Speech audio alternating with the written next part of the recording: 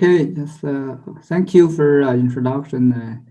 I think one of my group member, probably Angelica, is in the forum now, and Dr. Campbell is not able to attend today, maybe later on in other sessions.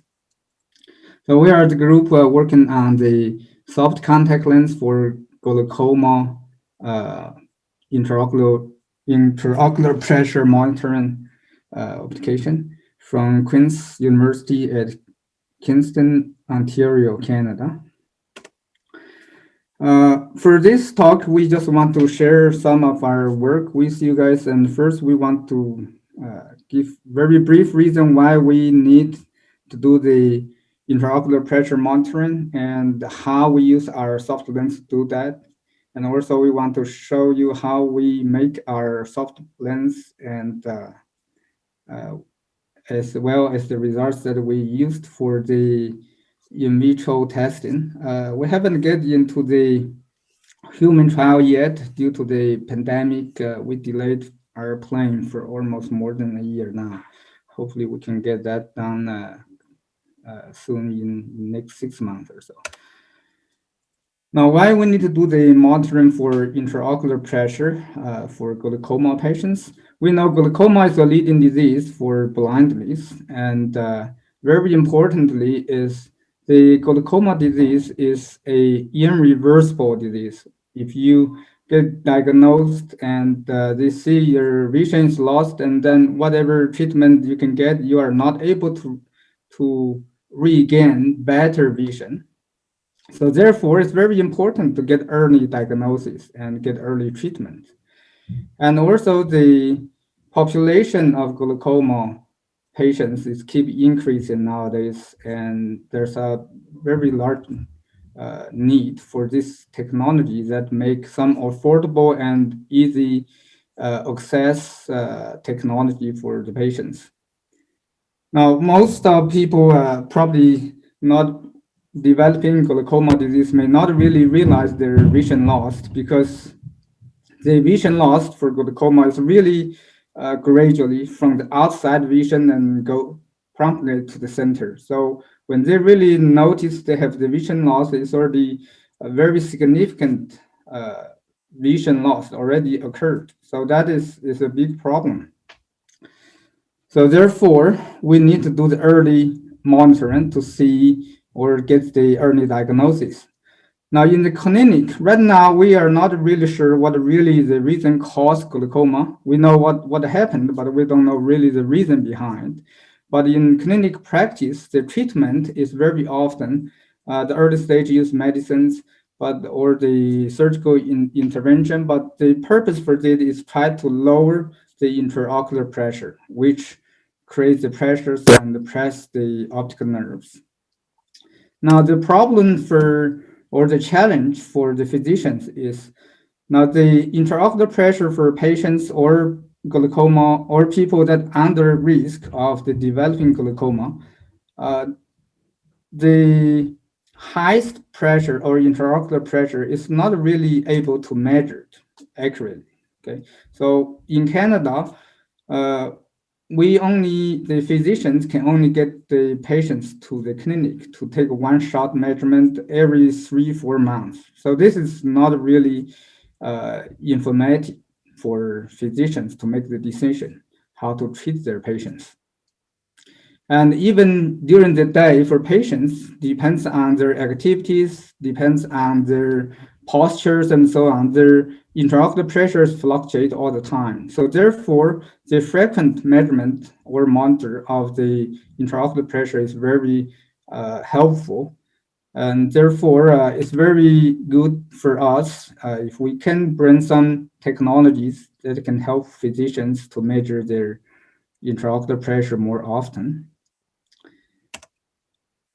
Now, how we can use the soft contact lens to measure? Now, the fundamental principles we based on is really based on the strain from the eye and basically the strain gauge, put it this way.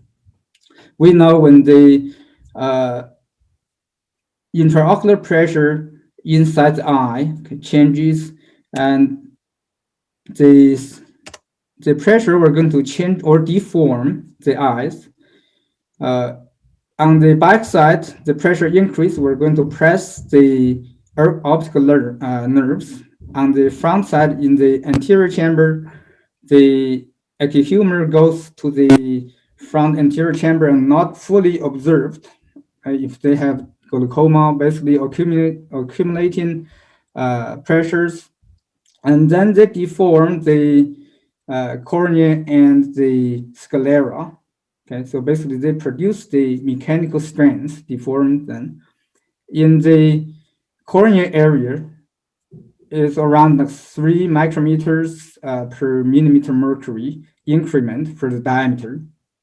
And in the sclera, it's much more. That is around 100 micrometers per millimeter mercury. So this is sort of the base effect that we make use of. Okay. Now, if we see those strands, we put the contact lens or soft lens onto the eye, and then part of those strands should be able to transfer to the soft lens. And in the soft lens that we made a micro channel inside, and we inject a flow type of liquid and inside the channel. When the deformation occurs in those contact lens, soft lens, and they change the volume of the microchannel, and therefore the shape of the channel will change, and the liquid is incompressible liquid, and they were going to refill the area that changed the from the strand from the eye. So basically, they were going to change the location or change the length of the field place. So this is the fundamental principle how it works. Now, once we know when the pressure changes, they deform the eye and eventually deform the contact lens, and the liquid we call the indicator fluid, basically is part of the liquid in the channel, they were going to move around. So by using image processing, and we are able to identify what the pressure particularly corresponding to whatever location. And then from there, we can tell the intraocular pressure for the patient. So the device, you can use cell phone or you can use your laptop or whatever that can take images for the patient. And then you may ask us how we make this. Here, just a very simple slide just show you. The contact lens in this case is not one piece. We have two pieces. One bottom piece with the micro channels molded into it, and the top piece is a smooth piece. So the two pieces are made. Right now, we are making the lens from the PDMS with 15:1 ratio. And we use the plasma surface treating to bind these two together. It look like one piece after they bind it together. And then the final step, we put the liquid or indicator fluid into this lens. We use the basically DI water or the distilled water with some food colors for the easier observation. Or we use oil, so it depends on the type of the background. So we want to choose. Now, for making those two pieces, the top and the bottom piece, we use micro mini machine, make a mold. Basically, we have a top piece and bottom piece, and then we use molding. The thickness of the total lens, the thickness is around 250 micrometers. It's a little bit thicker than the normal contact lens. It's almost doubled of the normal contact lens, but it's much thinner than other, I think maybe just one compared to the one that on the market. It's much thinner than the one that on the market for the intraocular pressure measurement. So this is the process, how we make those soft lens. Okay. Once we able to get all of this done, we did quite intensive testing on the caloric eyes, and also the animal model is the pulsar eyes. Okay, this is the general setup.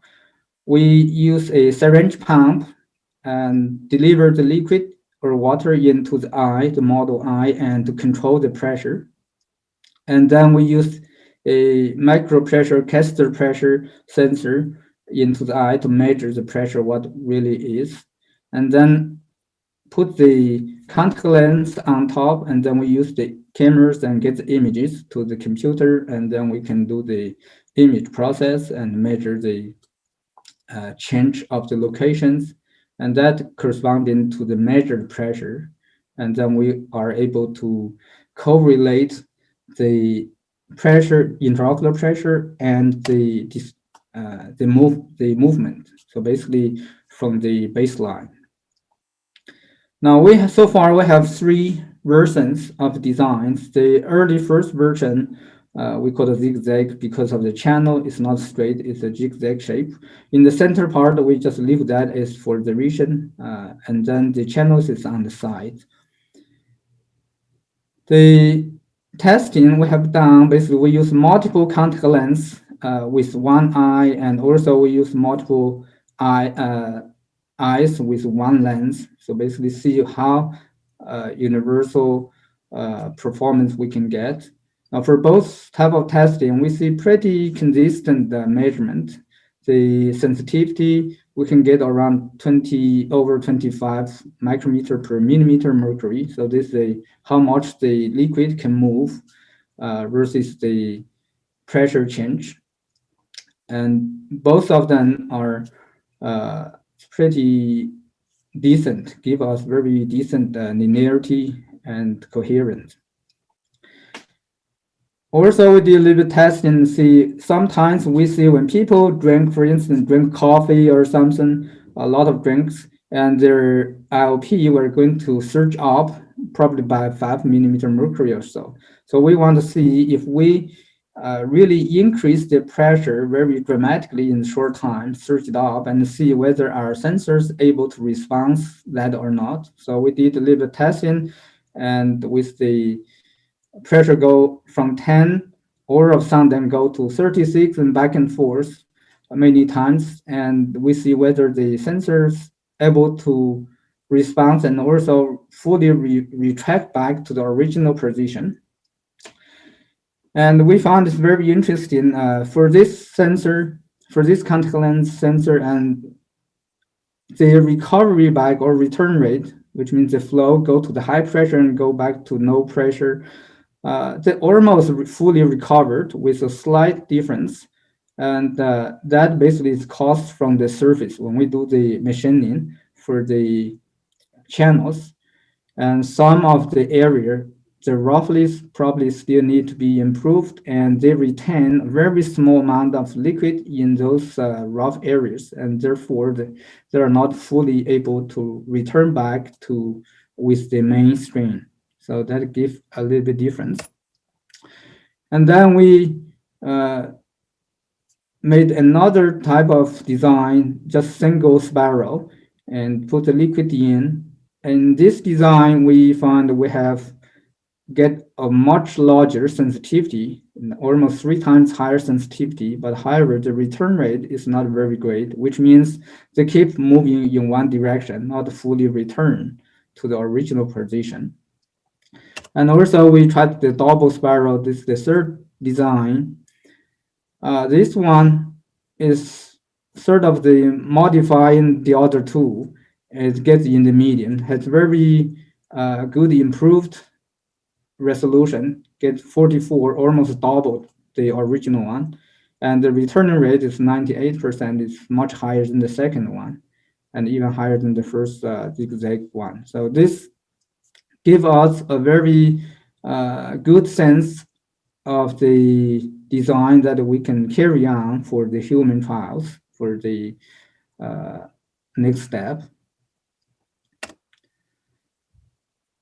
So they compare these three of them, and we decide the double spiral one, which is much compare the resolution and the return rate and I think it's much more reliable and performs better. So we decided to choose this one to go ahead for the future work for the commercialized prototype. And we already contact with one company in States for the final fabrication for our human trial products.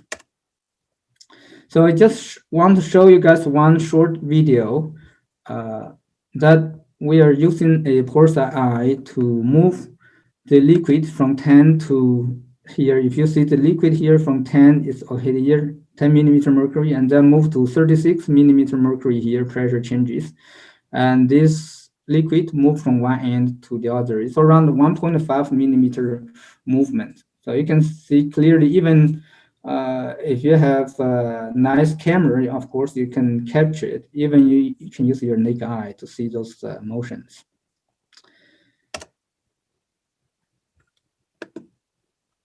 Okay, so overall, we say this is very promising process, and it's simple and it's very effective. So therefore, we are going to go a little bit further to do some clinical trials studies, and probably we're going to report later on. All right, thank you. If you have any questions. Yeah, thanks very much. Maybe time for one or two quick questions now. Young? Sure. Dr. Lai, thanks for the excellent presentation. This is very interesting technology. I have just one question, like more practical questions. So when people wear this lens, right, they need to blink every several seconds, right, to, make the tear surface uniform. So does your technology have the capability of dissociating that change from the real IOP change? Right. It's very interesting question. I think this also J&J, Johnson & Johnson, their R&D manager asked the same question for us a little while ago. So when people blink and how we can reflect that. To be honest, at this moment, we haven't really able to consider or to invest how that can change or how that can associate with our measurement. But I think if, because we're doing the imaging processing, so if they blink, the only thing that we can think of is the contact lens may shift location a little bit because you're blinking. Because of the location changed may influence the measurement slightly, not because of the pressure of the or the strength of the lens. Also maybe because of the pressure that changed when the contact lens is located in the different locations. The strength is transferred to the contact lens may slightly different. I think that probably can be one of the things that we need to pay a little attention to. But from the image processing point of view, it should not be a problem because only when your eye open, the camera can take images. When you blink, and that automatically the images taken will be rejected because it's not clear and they reject that image. Thank you. Jason Porter has a quick question. Yeah, thank you. This is pretty interesting. I have another question in terms of being able to accurately measure the IOP. I'm wondering, to what extent do you think corneal thickness may play a role in the measurement? There may be different biomechanical impacts, right? If you have a thicker cornea versus a thinner cornea, and I'm wondering if you have any idea on how sensitive the technique might be. Thank you. Good question. Thank you, Jason. We did a statistical study work on probably 35 eyes, pulsar eyes, with our contact lens to measure whether the thickness of the cornea, also the size of the eye, whether influence the measurement. And we find out actually there's no correlationship from our measurement. So it's not really, it's a little bit different from the Goldman standard measurement. So it's on the thickness of the cornea. It seems our contact lens is not really depends on the thickness of cornea. The reason for that, I think, because the sensing unit is really off the cornea. So the sclera actually has more deformations, which I think the strain transferred to the sensor is from the sclera, not from the cornea. That's what I understand so far from our testings, and we didn't see any correlations for those. Thank you.